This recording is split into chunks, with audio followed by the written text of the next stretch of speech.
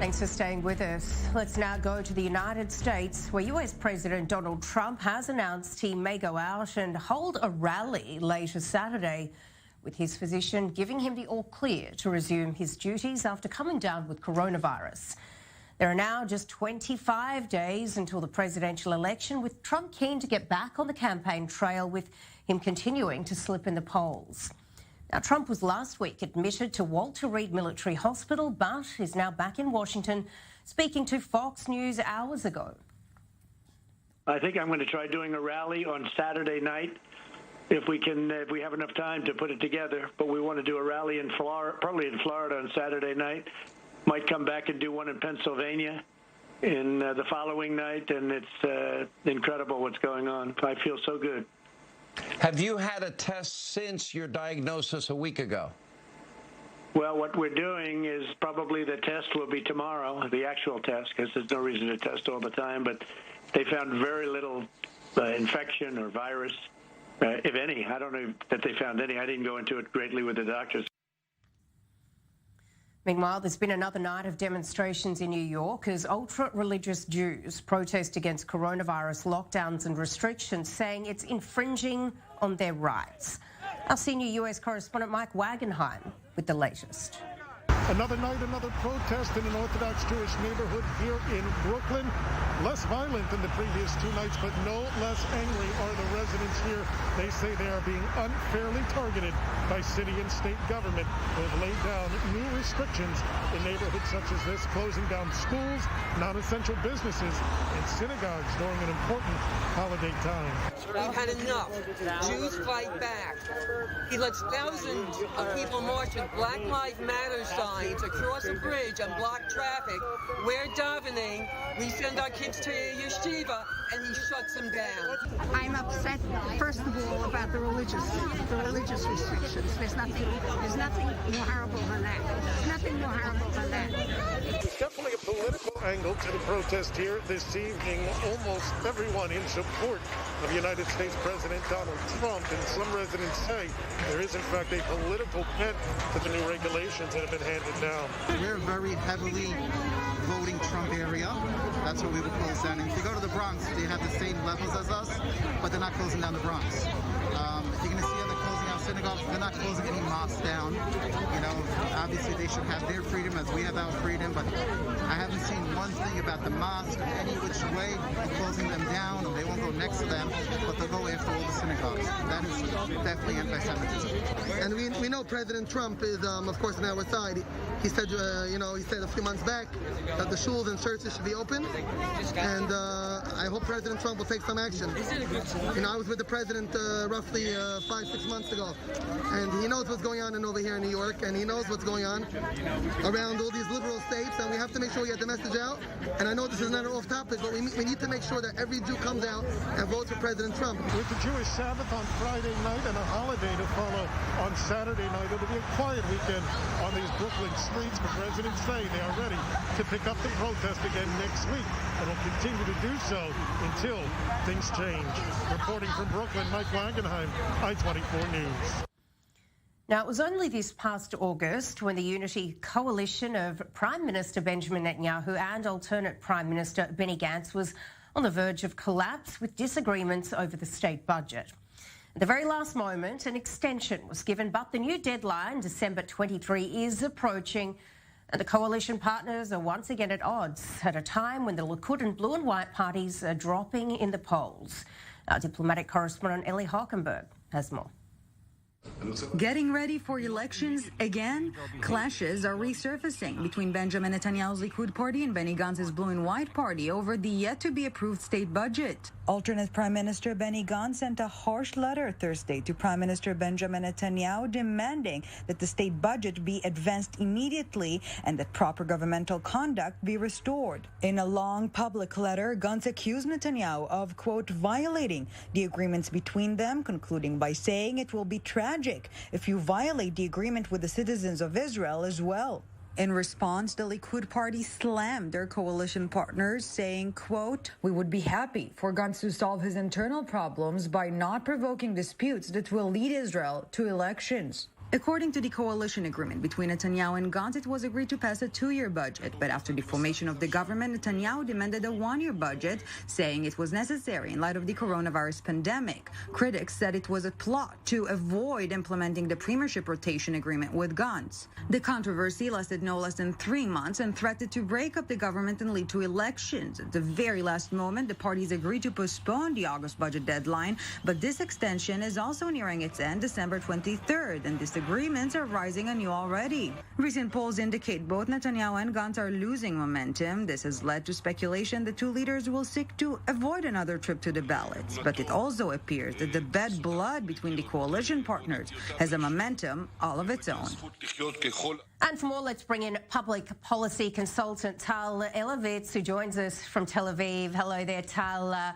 Firstly, walk us through this budget extension and really how it affects or what it means for the everyday person here in Israel.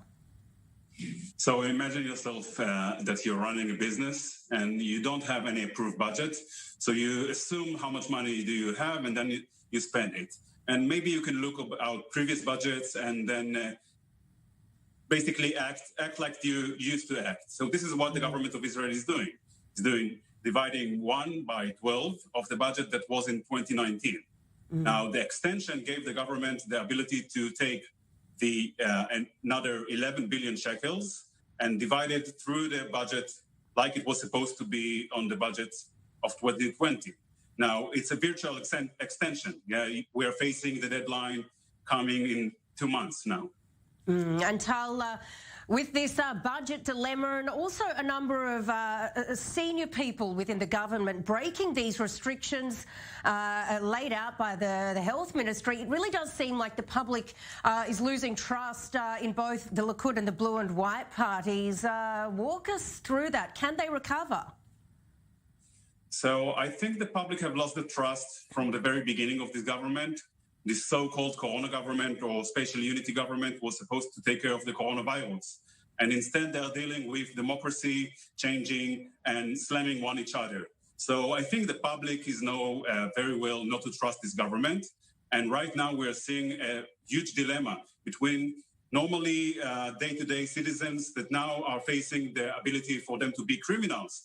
And on the other hand, they see the ministers, the Shin Bet, the head of the Shin Bet, don't follow the regulations themselves, and people are in a huge flashback between, hearing for the regulations and the restrictions, and facing the reality where no one follows them. And Tal, so I think the trust they've lost back then, and now we're seeing the results. So, in your opinion, Tal, what's the likelihood that Israelis may be heading back to the polls for the 4th time in quite a short space of time?